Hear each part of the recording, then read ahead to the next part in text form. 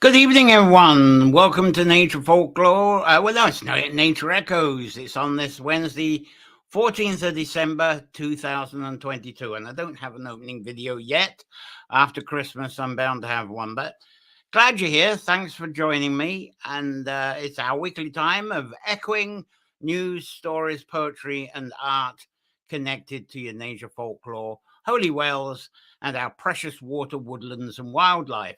Also, the unseen entities that we may call the She, guardians, and the Fae, all that guides us through this kaleidoscope of living. So hail, hail, whole, and holy good health to you all this evening. Now, through this edition, we're going to be sharing news about the current beautiful seasonal tradition of mumming. And it's folk drama that goes along with this. And this evolves as a celebration of transition and changes of nature at this time. And Nature Echoes, as I always say, when this is live, we got the Holy Wells Revival and Nature Folklore videos and the Sanctuary support. They're all brought to you due to the support of our kind subscribers. And I'm going to give you some information about that probably later on this session. If not, it will be tomorrow, next Wednesday as well. But very important, it keeps us together, it keeps us on the air. And it's where I've got a growing video library. Those of you who are subscribers, you'll notice I've been putting a bit more in the way of videos up. And that's going to grow quite large very soon. And it gives you enjoyment with some of the sections of the former Nature Folklore, which I announced this was. And it's all totally advert free. You don't get all the advert nonsense that you might get from the YouTube, because to me, that's getting a little bit over the top. So now I'm starting to get computer freeze already, so do forgive me. My broadcasting computer is kind of totally freezing itself up. Anyway, say for subscribers, just £1, euro, or $1 a month, it gets access. And your subscription goes a long way to keeping the show afloat. So, let's see what lovely early birds we've got here. And then we'll get on with the mumming, which are absolutely fabulous. Catherine's here. Catherine Briggs. Hello, everyone. Hope you're having an amazing day. And Cliff Carr, it's lovely to see you again. Hello. Peggy Sue Collins is here. Hello, I'm Peg. Lovely to hear. And through the YouTube, Claire Roach is looking in as well and looking forward to this. So thank you, all you early birds. Fantastic that you're here already for this. I'm going to start off about our local Edwina Guckian. Let's get the pronunciation right. Guckian and the Leitrim mummers. I'll get it right in a minute.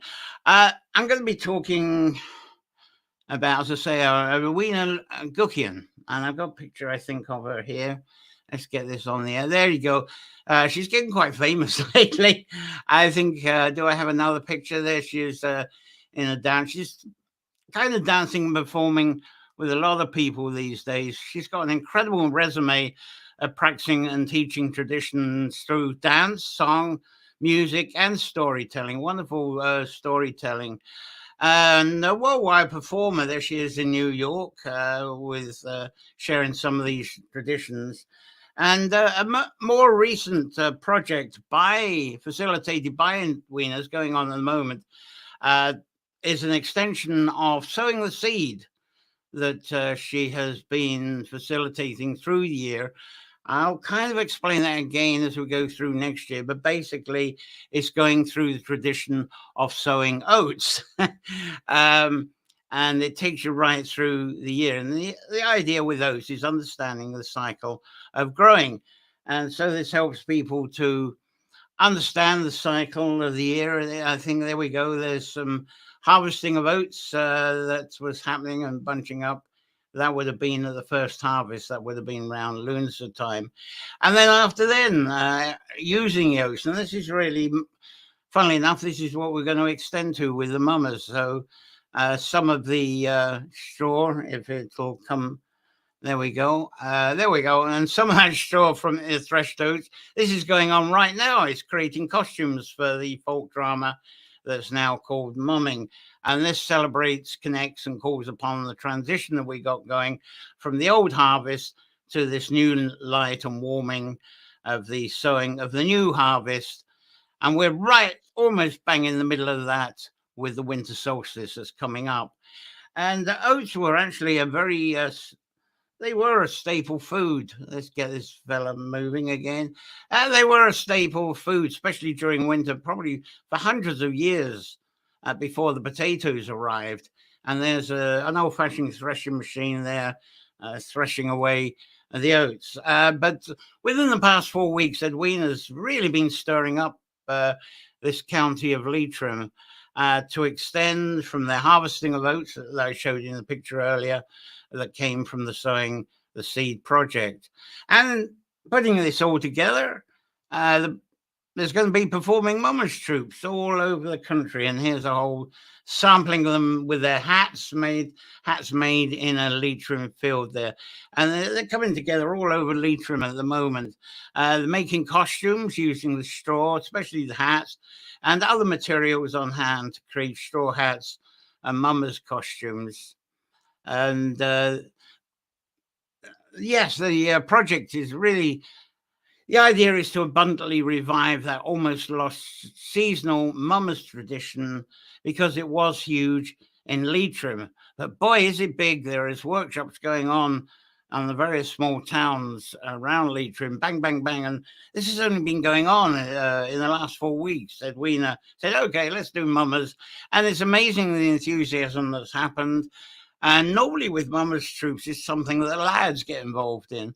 But in this project, I think the women are like 2 women to every 1 lad, and they're coming up. And there's workshop courses currently being hosted all over the country, all over this county, Leitrim.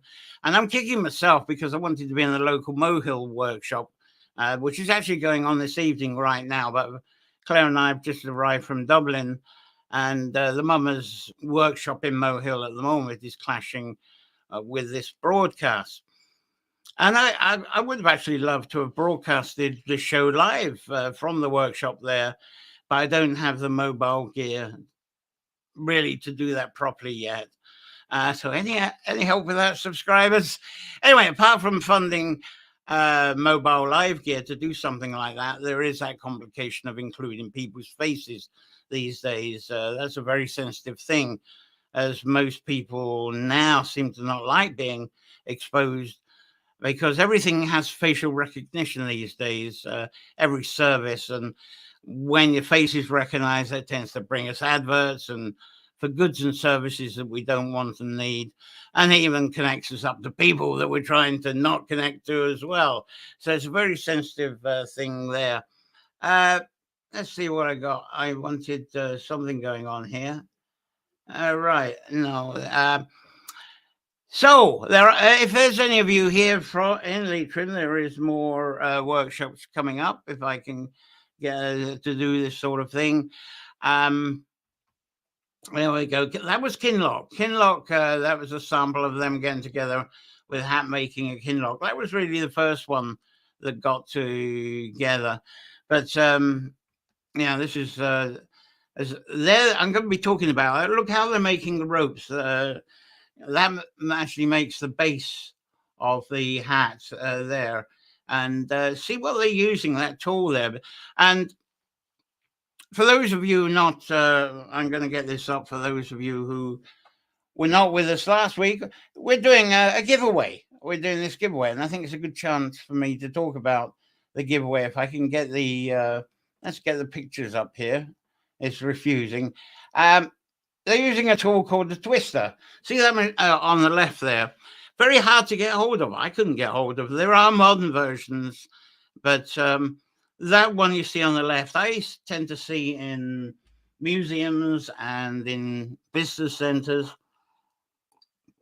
But in the giveaway, that's going to be one of the choices. We're going to have 2 choices with the giveaway, and it's going to be like spin the wheel, and you'll have a choice of having one of those twisters, and I will lead you to the video of how to make your mama's hat, and that's the round that you start off with a twister.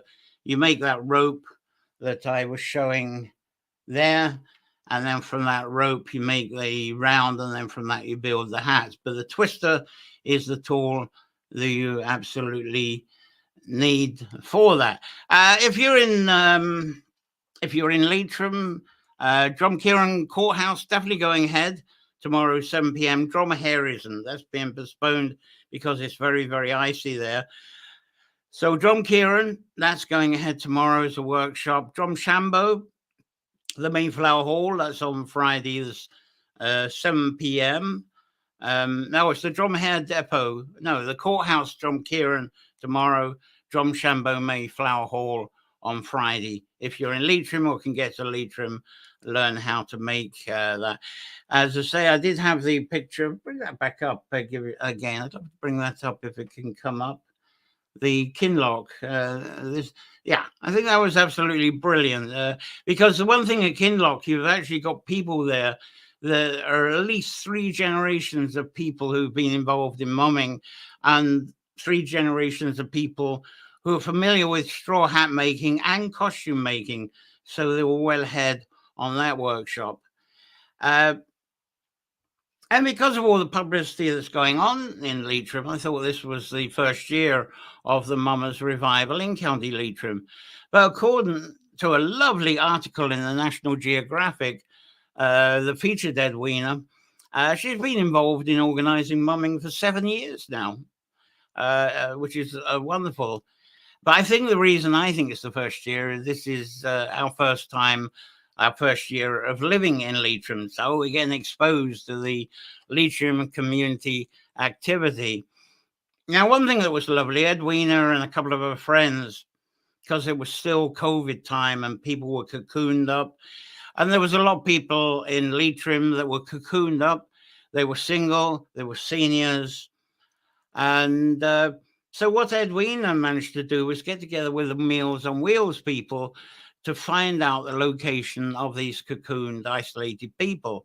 And so what they did was visiting them I think this is a picture, to help bring back memories. This is a visit they made, a cottage, the 3 people.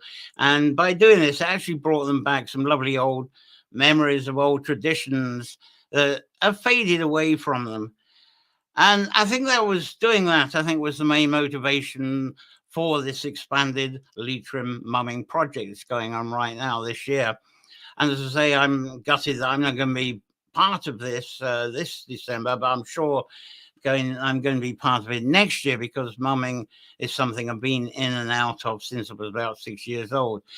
The Leitrim, excuse me, the Leitrim, I've lost my voice, sorry.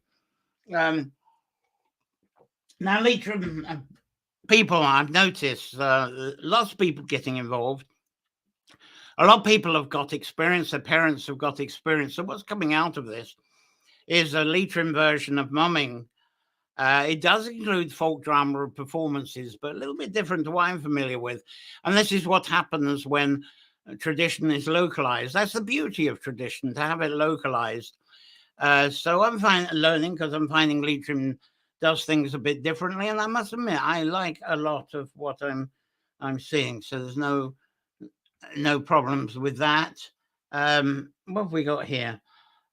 I think right. That's it. That's what I want to show. That's the one.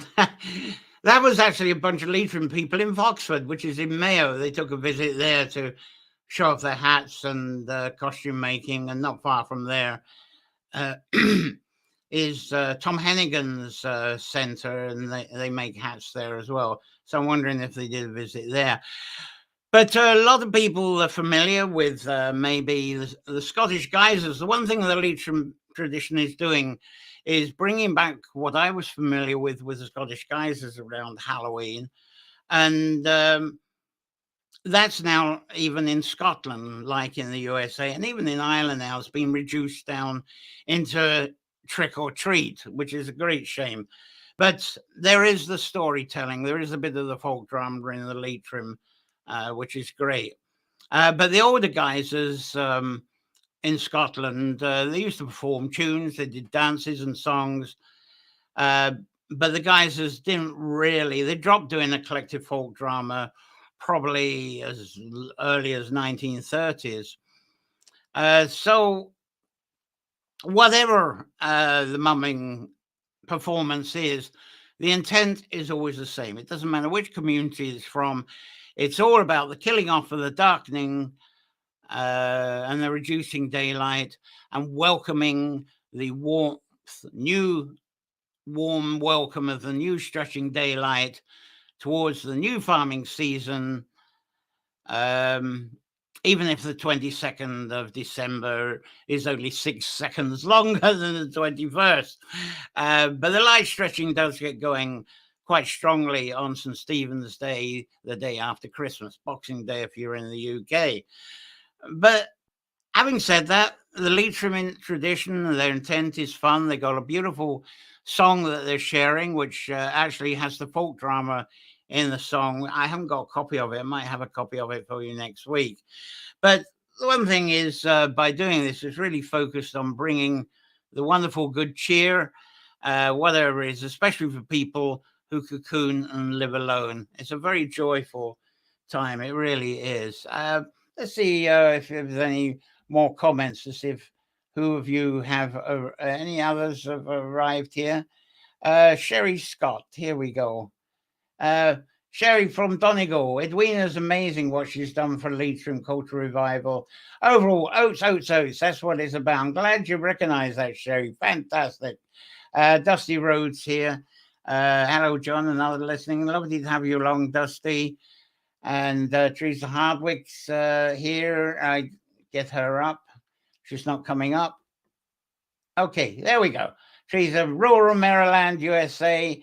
And Lynn Gallagher, they're from Burr in County Offaly, has finally made it. I couldn't resist saying that. And I say Catherine's here. Lovely that you're along. Thanks very much, everyone. One thing, if I can get the pictures up again, a couple of others, last-minute pictures, because Edwina, yesterday, I think it was yesterday, she was on the Ray Darcy show, which is a very popular radio show here on, let's get this, nice get full screen. Very popular radio shows still here in Ireland. And just before she went in, she ended up putting a mummer's hat on top of the OT sign. I think it's absolutely gorgeous. One with horns, of course. Brilliant. And then on the Ray Darcy show, she took it in and got himself to actually, there he is, he's wearing it there along with Edwina. So I think that was yesterday. And the one thing, in the broadcast, you can actually listen to the recording. And on the show, she was hoping that the Leitrim example will soon get she wants to get all of Ireland mumming, which is spectacular. And as I say, that the lovely encouragement, it's a great encouragement for women to be involved in this, because by tradition, the mumming has been very much a man's world.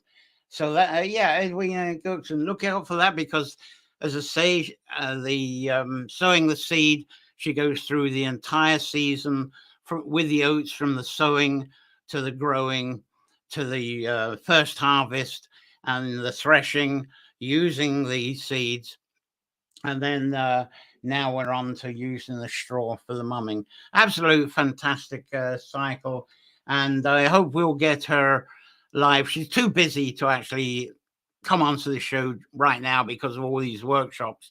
And even if I was present, she wouldn't have a time to speak, because there'd be someone, I'm having trouble with this rope, I'm having trouble with this hat. So she's there workshopping every night, hours and hours on this. Absolutely fabulous. Anyway, I'm going to move on to other mumming that's going on now. The Orgachilly Maud mummers. I think it was way back in... see if I got this. It was way back in 2006 that Claire and we stumbled upon meeting Jim Ledwith. Here he is here. with the Orga Maud mummers, and that's a display he had, absolutely marvelous display. And that time, the local mummers troops, they were very active around on the edge. Oh, I'm trying to think of the name of the town. Derrylin, isn't it? Derrylin there. But Orga is actually the village that, outside Derrylin. It's beside the Upper Loch Earn. And the troops were very, very active there. And say that's the outside of the visitor centre there, by the way. And the mummers actually performed. There we are. They got the full costumes. They would have been made there at the visitor centre, and they did the folk drama plays. They really did the full thing. It's quite stunning. And a bit later on, I'm going to give you a video clip of the Orga Maud in action, so you can actually see I'm talking about mummers, but you're actually going to get video clip of these people in action, which is fabulous. And they also performed house to house. And the house, that's what I'm going to show you a video clip of as well.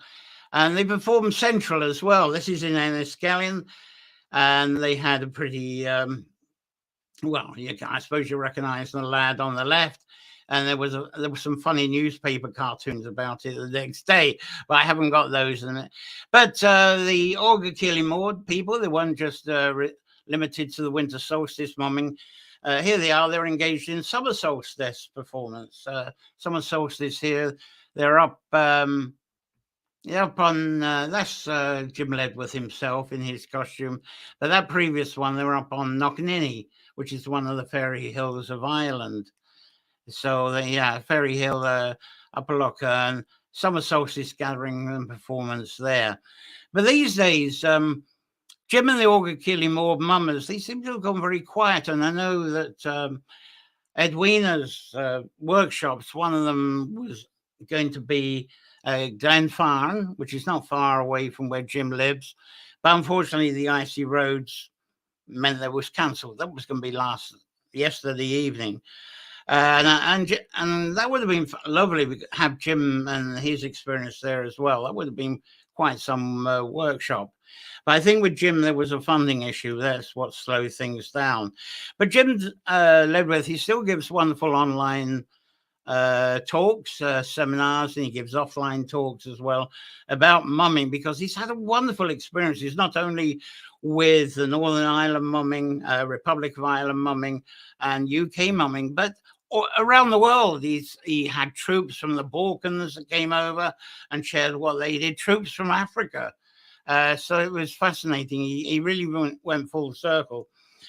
So I wish I had more news to share with you about the Orga Maud mummers, because they hosted wonderful mummers and costume workshops as well. Do I have something there? As I say, no, that's just that's Jim himself. Anyway, right, that's our next ones I'm going on to. I'll take that off. But I gather Jim, as I say, he will attend the Leitrim Mummers Workshop, and I'm sure if the Glenfarne gets rescheduled, maybe at the weekend. But I'll go back to that picture I showed you there. There you go. You might recognise these people. Looks entirely different, don't they? They're the Armagh Rhymers, and they've been around. It seems like been around forever. They've been around about 45 years.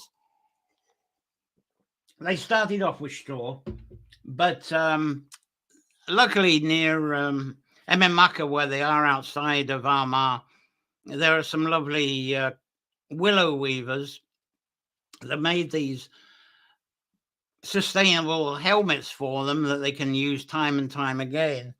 And they did get some grant funding for that. So anyway, the Armagh Rhymers, because they don't call when you're in Armagh, when you're in Down, possibly up in Antrim, they don't call the performers mummers, they call them rhymers. And so that's that.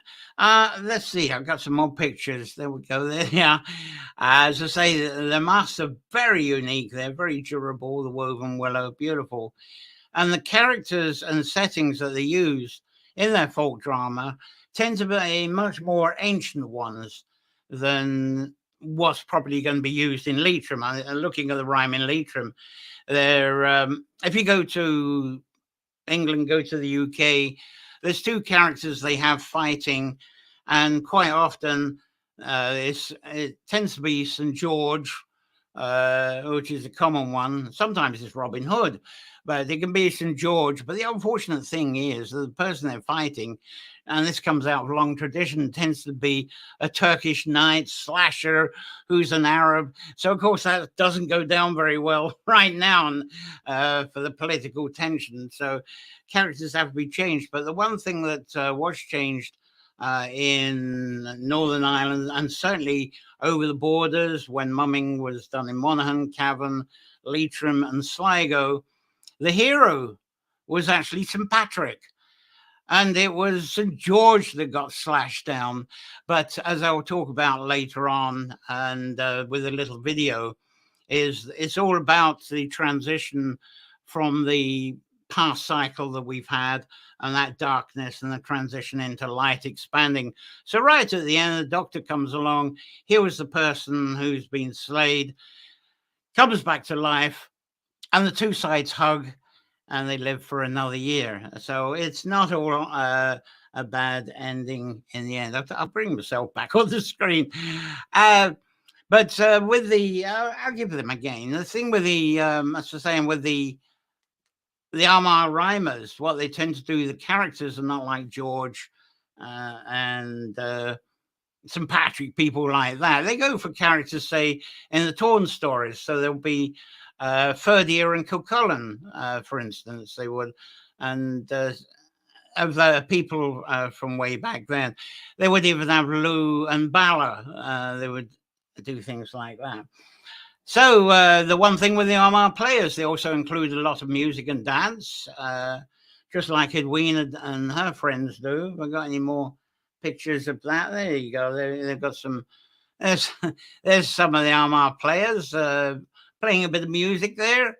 But the one thing about the Armagh players and what's definitely going to be happening, I can see, with the Leitrim players that's just forming together, it's all about community relations. And it's like doing this drama. And when I did it, when I was a young lad, was doing this until I was about 40, and then it kind of paused. But a big side of it is the community relations. It's an amazing help to people. We even used the folk drama ourselves as a way of encouraging people with mental issues, rebellious issues, because some people with their issues, put a mask on them, get them to build a mask, and they have this confidence to actually, it's like as if they can transform into being another person and start their life all over again. So you've got these incredible community relation services with, which has been proved with the Armagh rhymers there, and with other mummers groups, because the combination of the rhyming, the music, the dance, it livens up a situation. People have smiles, and what it does, especially for seniors who perhaps lost their memory in some way, it brings these old memories back of when these people used to visit them, and suddenly to them these memories brings back a whole sense of life and smiles and makes it worth living. So fantastic help with dementia, fantastic help with people who have social disorders. So there is a lot of fun with this, but it's amazing what help to the community being involved in folk drama can do. Anyway, in short, mumming is an incredible tradition, because the one thing I love about it, I talked about there's this battle and there's a recovery by the doctor. What this whole few minutes does, it's an incredible transition. It's showing in us an enhancement of tolerance, acceptance of cultural differences, and it's all about reconciliation. So I'll take a break for comments before I talk a bit more, go on to another subject. There with and then we got Daniel Garcia here. Greetings from Reno, Nevada. And let's see, nice, thank you, Daniel, thank you very much. And the willow animal masks, they're beautiful, aren't they? Incredible. As I say, 45 years, they've really got into that. They've done very well. And Sherry Scott from Donegal, yes, we talked about that. Very familiar with what Edwina does, which is wonderful. Thank you. It's lovely to have you on board with this wee show. Now, for what I've understood, I've kind of been in and out of folk drama and mumming for about 65 years now. Fantastic fascination, because I got into this as a Gaelican when I was about 6 years old. That was a local thing that was done. But with this, well, it was actually way before my time when mumming was first done. Someone else has come up with a comment. We got an Essex person where there's different kind of mumming. I'm going to be talking about that in a minute. She's popping in and out. Gina Wingrove, lovely to have you here. But when mumming was first done, it was originally an event for the community. It was always shared in a central location. It could be a village green. It could be where the communal bonfires were, that type of place. And I think that started about 13th century. But the main origin of the mummers and the mumming world, it can be traced back to Germanic and Saxon. Possibly you can go east into the Slavs for this. But there's definitely recordings from Germanic and Saxon sources that describes the practice of being disguised. But funnily enough, the word mum, where the word mumming comes from, mummers, it actually comes from a word from Saxon that describes about being disguised with the mask. But instead of doing a folk drama, you enter into buildings with your disguise on, and you join in the games and the activities of what's going on in the building, but remain silent. And there's a phrase that relates to this, and you'll hear a lot of this, perhaps more in the UK than in Ireland, because when people talk about asking others to keep secrets, they say, mum's the word. Are you familiar with that? Mum's the word. That's where the mumming and mummer word comes from. So, now, in Ireland, there is the tradition of the straw boys. Now, the straw boys tradition that's quite strong is there are the uninvited guests that come in silent to weddings. And it's always regarded more in recent years that their presence is a fertility omen. But they've not had invitations. They literally are wedding crashers, but they do it in silence. They usually quietly invited these days, but their presence is said to be good luck for fertility. Because the thing is, you don't recognize them. It might be the fae or the she themselves. But anyway, it's folk drama these days. So mummers plays with words and actions. As I say, the silent mummers come over from Saxons you're talking about, from 4th century onwards. But from about the 13th century onwards, the actual mummers plays and words of action seem to really get going. I think there was an influence of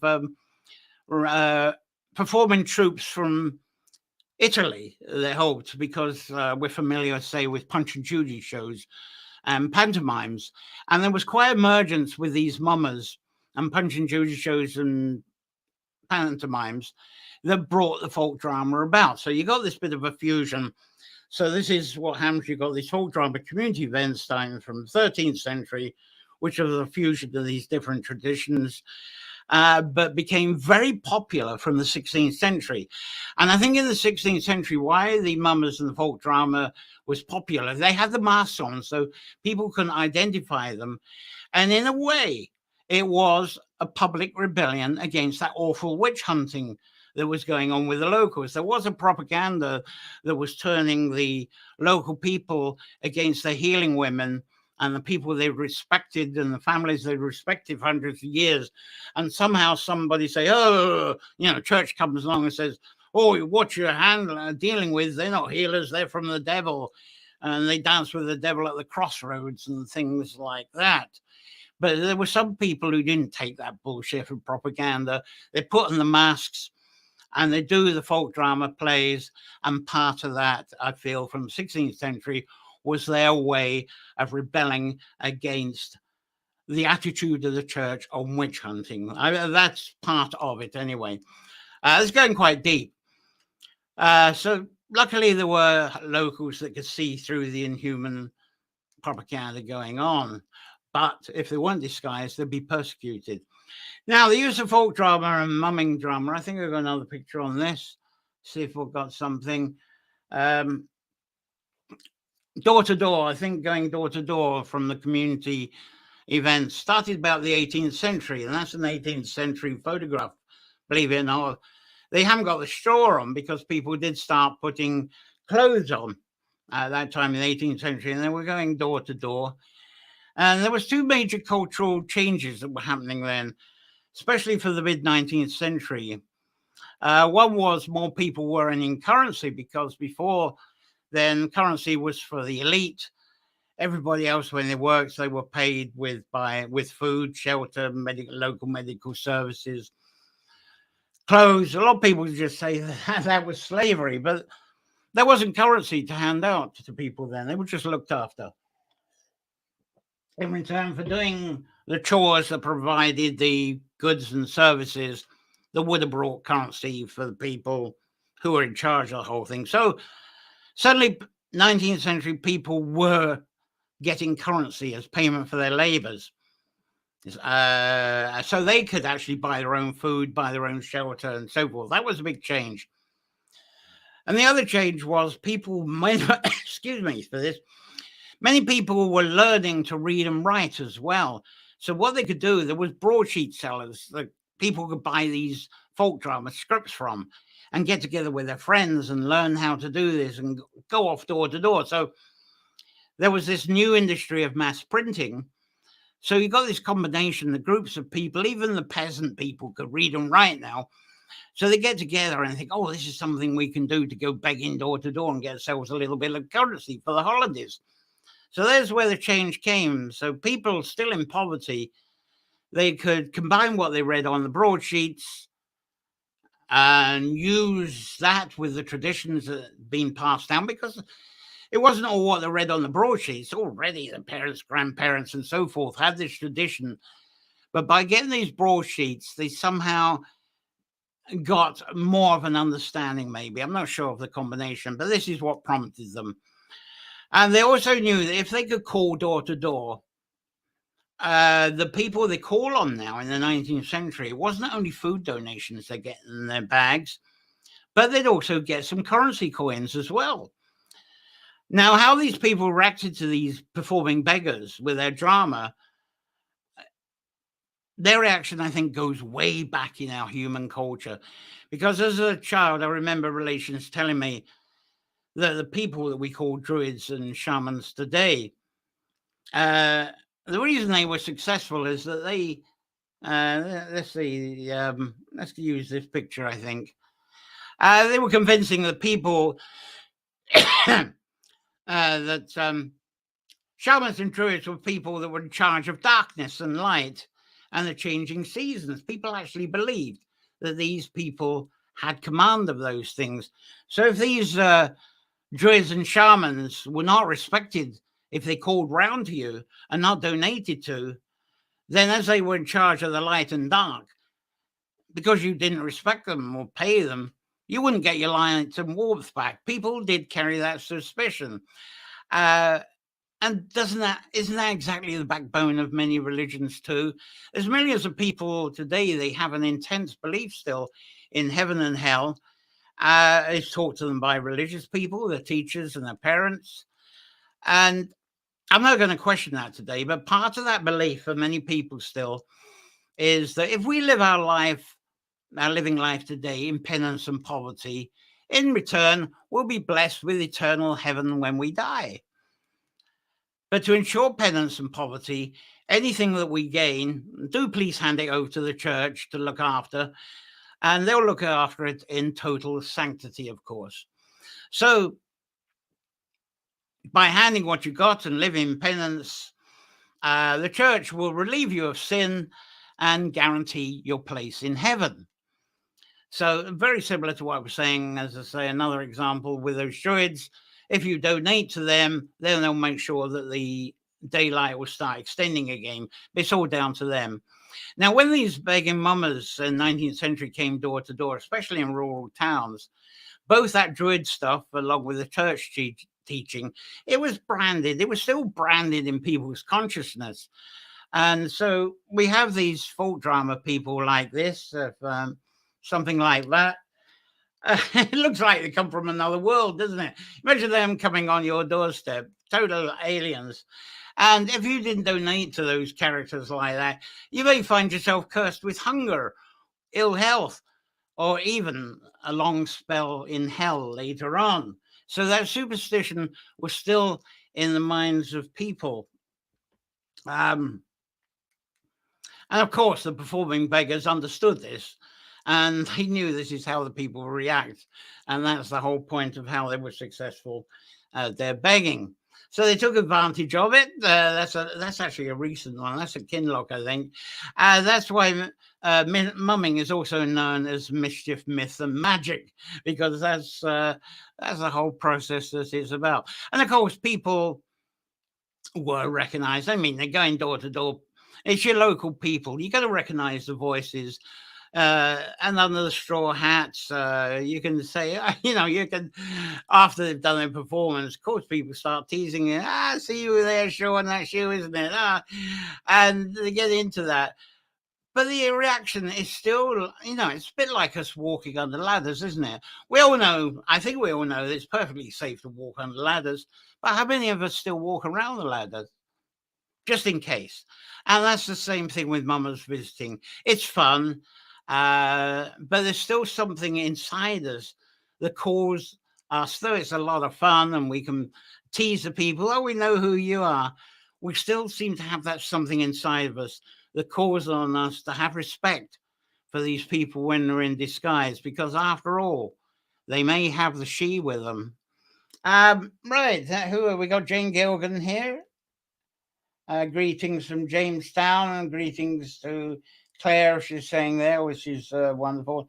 Lovely to have you on board. Thanks very much. Lovely here, lovely Jane is with us. Now I'm going to talk a little bit about UK mummers, because I've got a few UK viewers. Now, during my UK-based mumming and guising years, there wasn't any public access internet. So our resources from plays to perform, a lot of it was passed down from local elders. That's a lovely picture as well. I don't know, somewhere in England anyway. And those are the various characters in a kind of modern uniform, because people would tear up clothes and make the equivalent of a straw costume like that. And the musicians, obviously the lad in the middle is the doctor. Then you got the biddy who collects the money, who's on the right there. So this was passed down from the elders. And and then combine this with the print. No, I haven't got that picture up. It should be there. There we go. Yeah, these are. This is a lovely picture of. I used to have these. I used to have a load of these, the printed scripts, and you could order these through postal mail order. And for me, the easiest place to get them from was either to visit or make a phone call to Cecil Sharp House, which is by Regent's Park there in London. That's the home of the English Folk Dance and Song Society. But they're not limited to English folk song dance stuff. There's plenty of Welsh, Scottish, and Irish stuff that you could get there that was in print and was for sale as well. But as there was no internet, you had to call them up or go and visit and see what they got. Unfortunately, Cecil Sharp House doesn't do that anymore, which is a great shame. Another help to me was the reference sections in libraries around the UK. Hereford, I remember, as being one of the finest reference sections on traditions with plays and songs and mummer stuff. Great resource. But of course, you didn't have mobile phones. You couldn't just open up something in the reference library and take click, click, click with your mobile phones back then. And because it was old manuscripts, you couldn't just book them out. You couldn't loan them.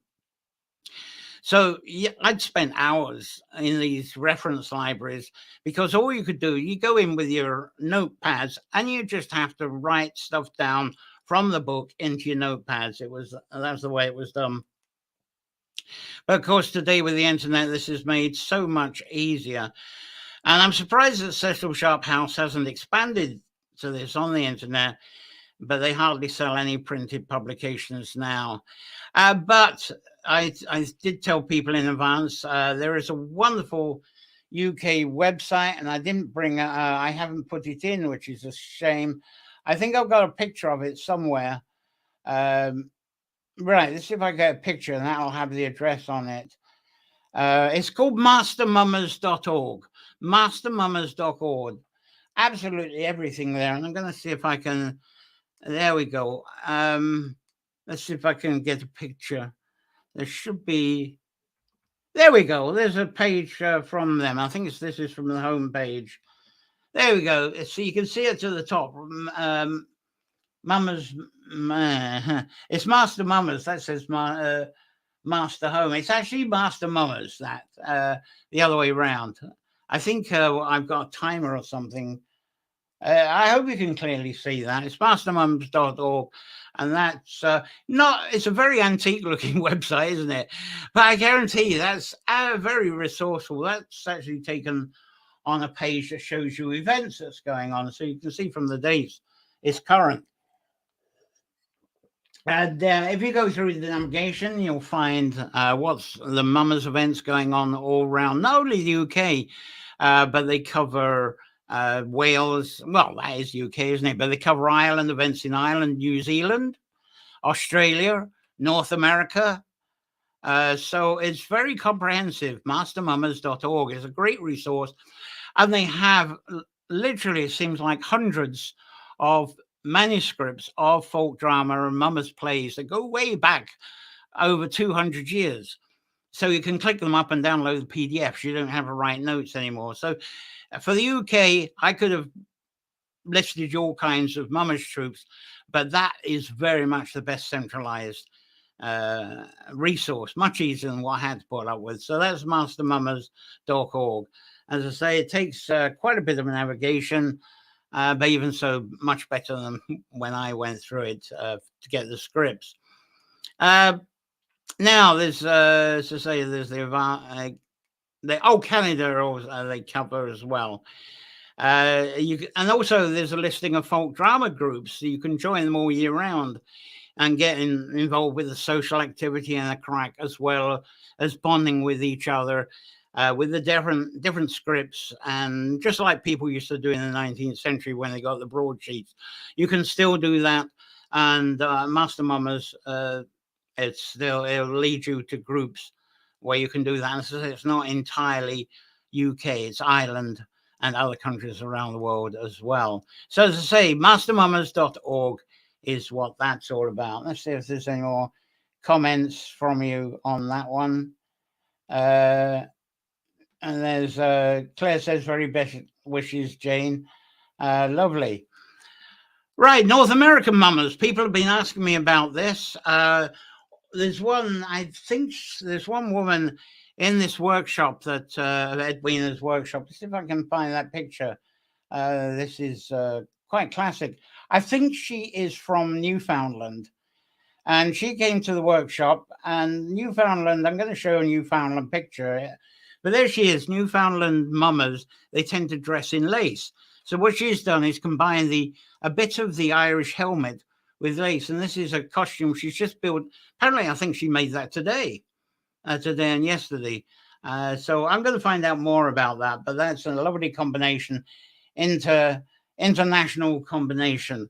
But North American mummers, for the past 60 years, maybe more, if you mention mummers, when I've mentioned mummers to USA people, their automatic reaction is a recall of what are called mummers in Philadelphia. And in Philadelphia, that's a huge parade. And something like this, I think. This is a typical Philadelphia parade. As you can see, the characters, that's very different to what I've been showing you so far.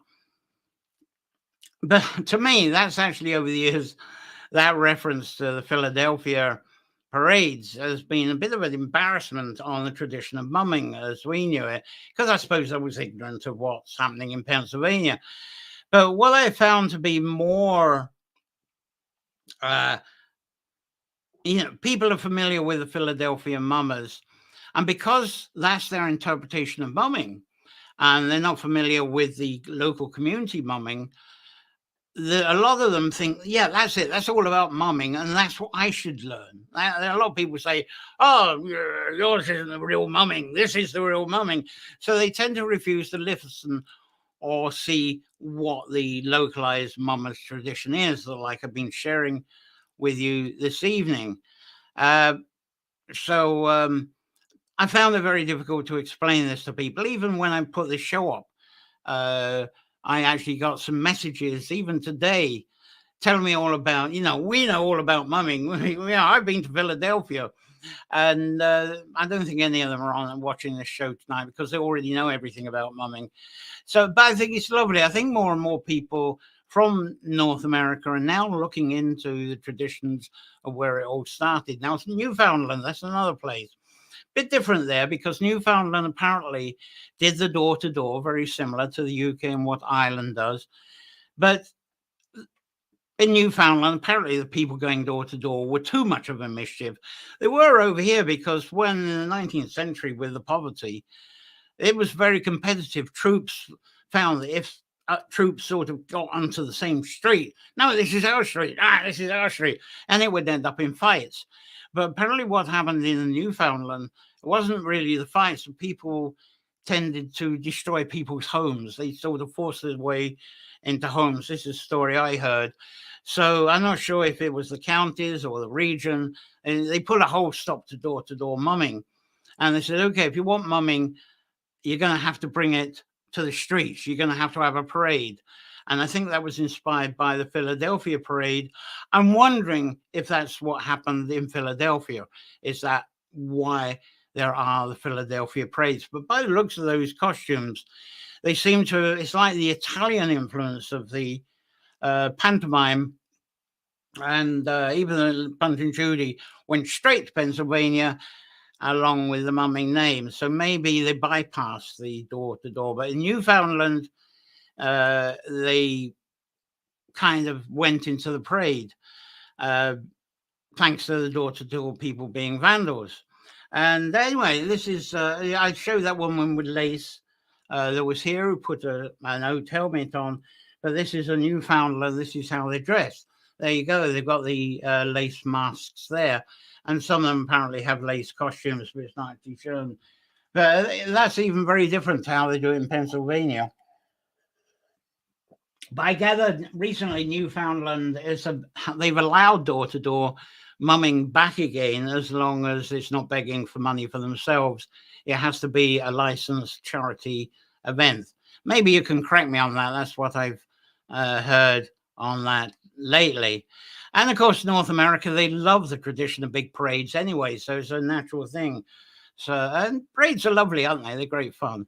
And that's certainly favored probably in North America than having door-to-door people come around to you.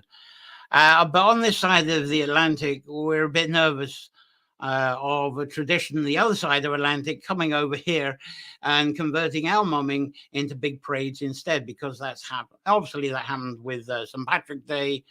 In a way, the trick or treat has come over from North America to here, and it's changed the ways things are done at so on at Halloween over here. But to me, it's we don't want it watered down, I suppose. And when I lived in the USA, I thought it was quite sad that the people came round doing trick or treat. They didn't know about the folk drama origins. It's not something people had connected with. And of course, here's the difference. You get people, they just go along to the store and they're kind of dressed like that and go to door and hope for the best. And a lot of participants, I think they would, take a bunch of children. I bet they would have loved the crack of getting together like what Edwina's been doing with the straw masks and so forth, I bet they would, if they were given that opportunity and showed that it was existed, rather than get something from a local store. I think they find that wonderful, especially if it was done at schools. But of course, would they be able to put their phones down long enough to do it? So anyway, I think one day someone is going to be over there and take these children through that, and they'll have a hell of a fantastic time. So it's a thing for the future. Maybe Edwina will be over there and do that. Lynn, let's see. You've got something going here. I think it'll be looking start mamas in Burr. Nice to restore the traditions. Actually, very surprised that it's not alive and well. I would have thought Burr being Offaly would be one of the first places. But if you look closely, there's some sort of mummish tradition burrowing around there somewhere in Offaly. It's bound to be. But if not, you'll have Edwina around there. Or even if I get going with it, and others will, because she's going to be, she's teaching people, the people she's teaching will be going on. So you got this whole new brand, because I notice a lot of differences in the way the Leitrim's doing it to how I did it when I was a much younger person. But then this is what's happened with all folklore. The stories, as I told them, say in the 60s, 50s, 60s, 70s, they're told very different now. And of course, things have changed. We've got internet now. We've got social media now. So everything gets reinterpreted in different ways.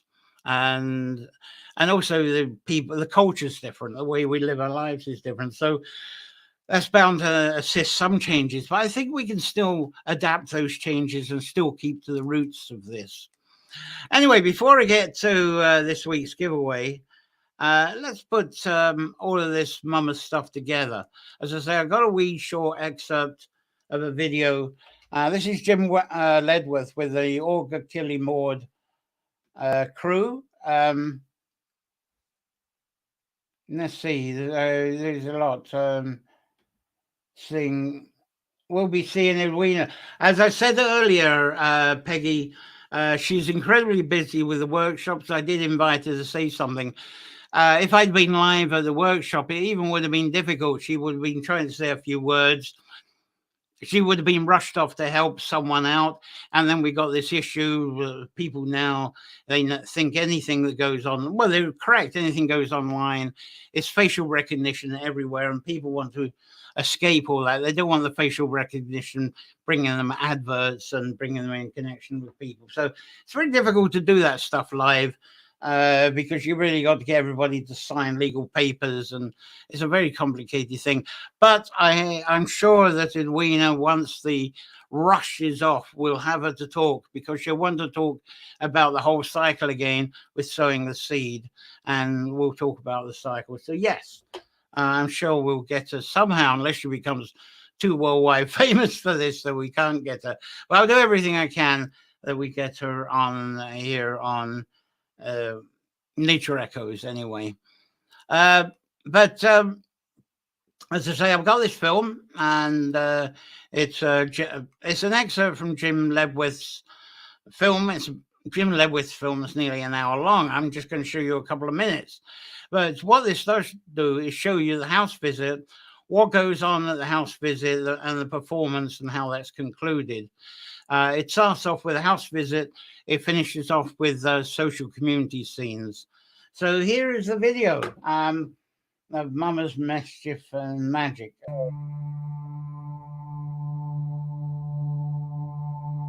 Mischievous tradition of mumming.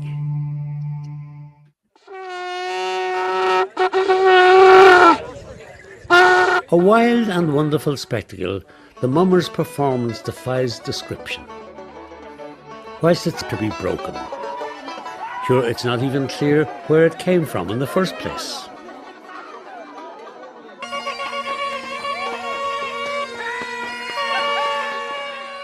The house visit involves a number of people visiting, going from house to house. They come to the door, they knock on the door, or they blow a horn as they're approaching the house to announce their arrival.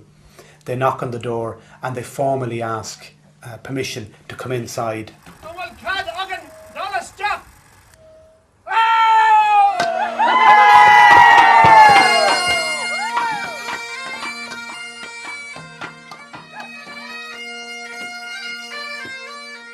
Disguising oneself is quite important from a social perspective, because many of the mummers would have been young men going out, and this would be have given them license to behave in a way that they wouldn't know.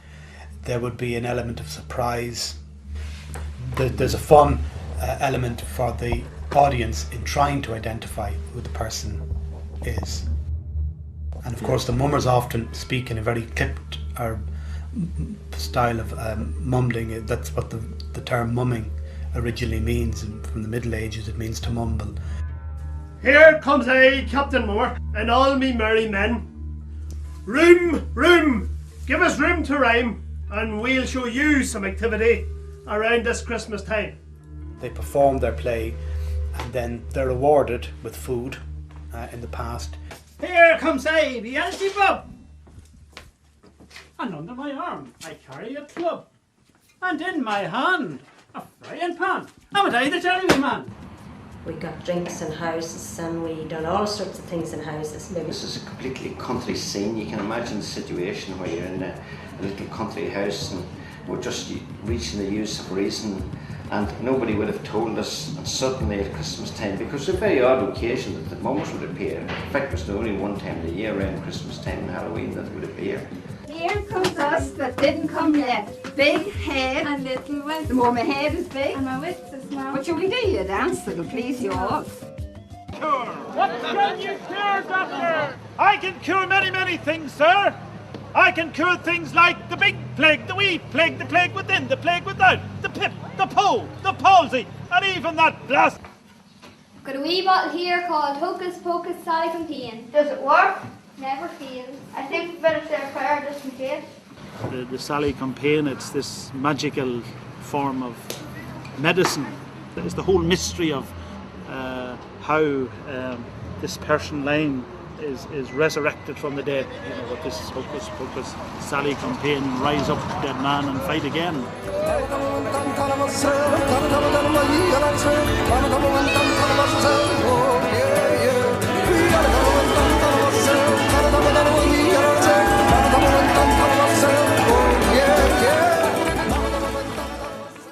So there you have it. Let's get that off. So gives you that was just a couple of minutes excerpt. Thank you, all, Gilly Maud. Oh, before I'm going to be doing, as I say, the giveaway. So if you can get ready for that, I'll just show you what you do. Just type in. There you go. The hashtag art. You could do that now. You can only do one entry. If you put it in 4 or 5 times, you only get one entry. So do that now. As I say, the 2 gifts that are coming up. I haven't got the full. Let's try and bring it up again. Hashtag art if you get in, and I'm going to try and show you the pictures again. They're not coming up very easily because I haven't quite got it yet. A twister, I'll put in the video. You might, if you go to my Facebook, go to the my profile, you'll see the Edwina video on how to make the mask. So, but as I say, these twisters, very hard to find. I find you'll see them in museums, visitors centers. But Edwina's got several, and that's one of the prizes, as I say. So if you start putting the giveaway in, let's see if anybody, there's 4 entries already. Put them all in now, and you will get more and more familiar with that. But if you find yourself not wanting to do the art, let's see if I can get myself back on the screen again. There we go. I got these beautiful set of cards. These are from Trees for Life, wonderful people in Scotland who brought back the Caledonian forest, the ancient forests, and this is done as a fundraiser. And whilst they brought back the forest, the wildlife has come back. And so you get 2 of each of these cards. You got the red squirrel, and then we got the lovely, unique Scottish wild cat.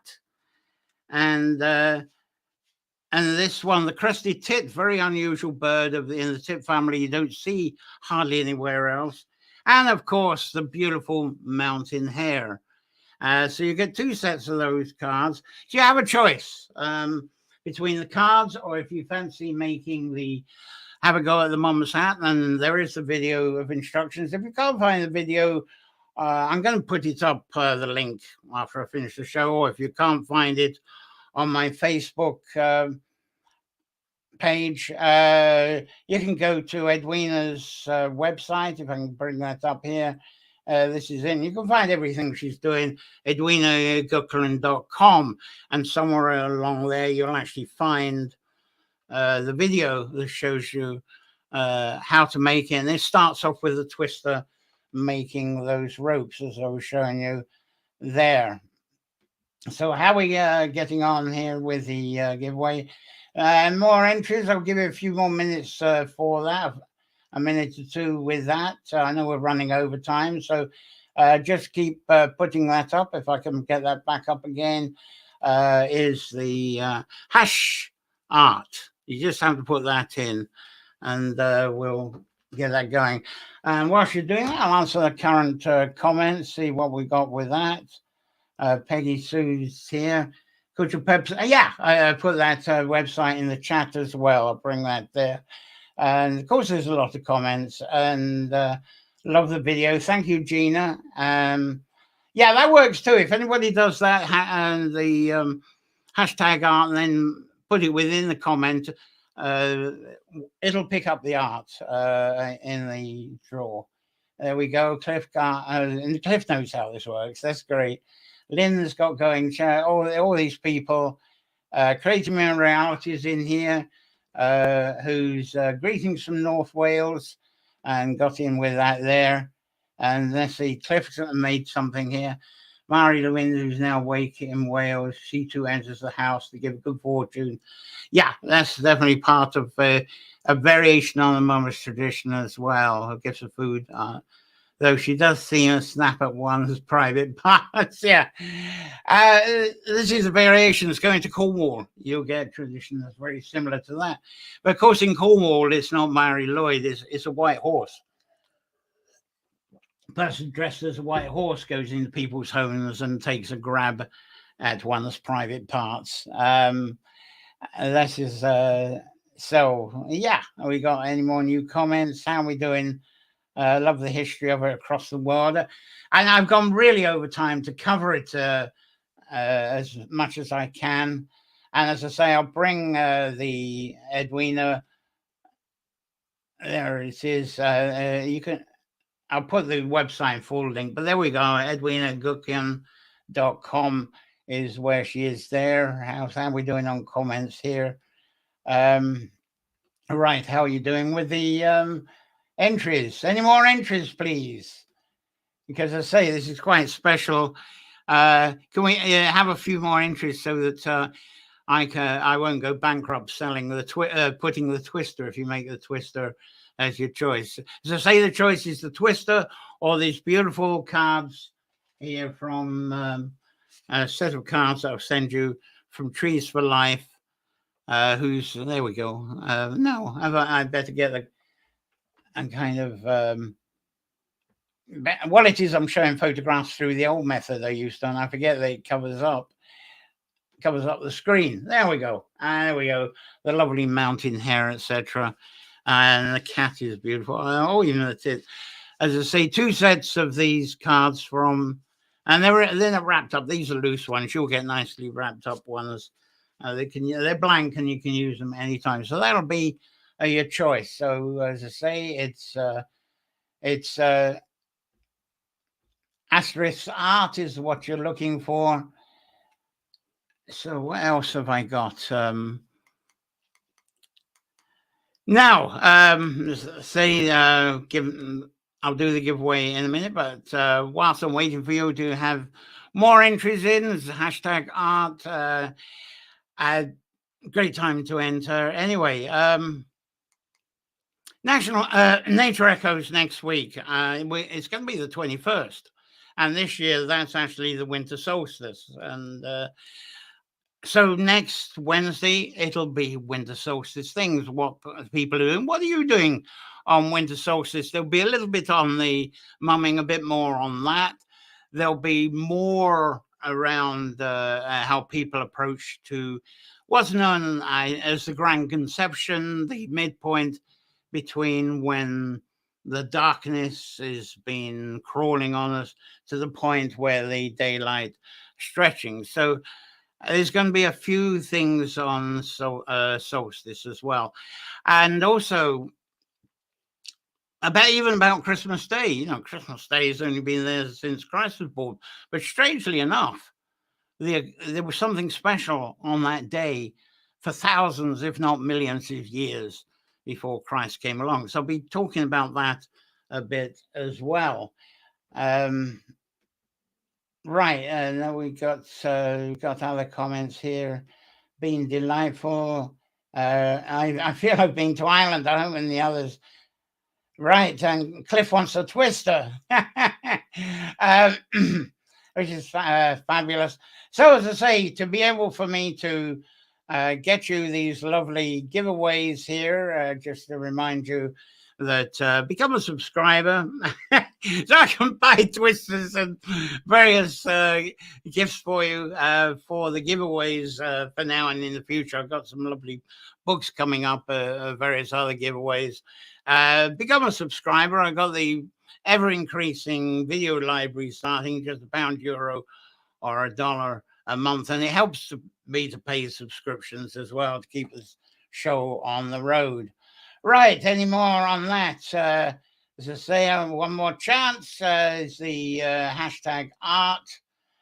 Bring that back up again, and I'm keeping you in suspense of this. Creating my reality. Looking forward to the winter solstice next time I visit. Bring Anglesey winter solstice, very special. Yes, to talk about that and bring comments up would be fabulous. Let's bring this up again. Who hasn't put their hashtag art in? I'll give you a few more seconds on that, and then we'll run it, and I hope it runs. We did it successfully last week, and so I'm sure it'll run this time. Okay, let's give it a whirl. Here we go.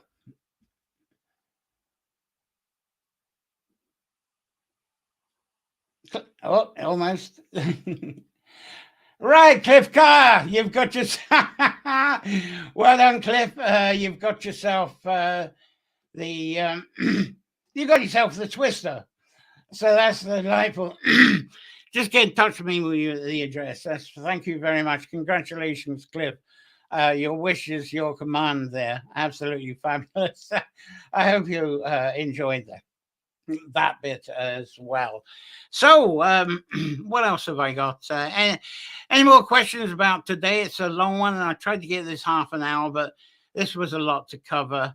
I said what's coming up next week. So thank you. I've enjoyed being with you through this Mother's version of Nature Echoes, and thanks to Cliff for being a great winner.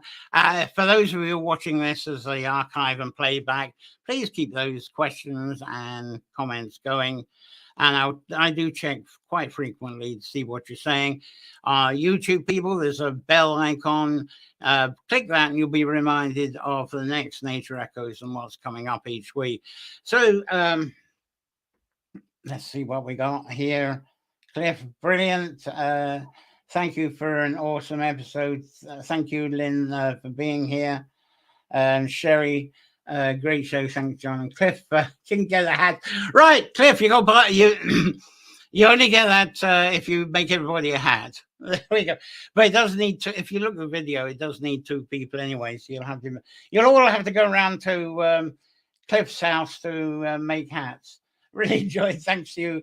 Thank you very much. So everybody, have a wonderful week. Hope to see you next Wednesday when we're talking about solstice-y things, because it will be the evening after the morning solstice. People get together.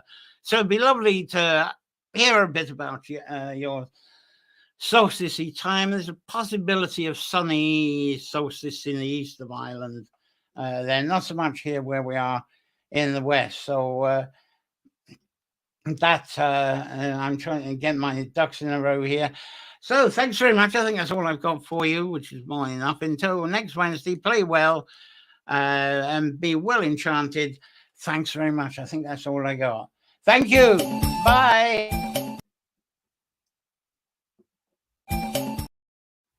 No, that's not working, is it?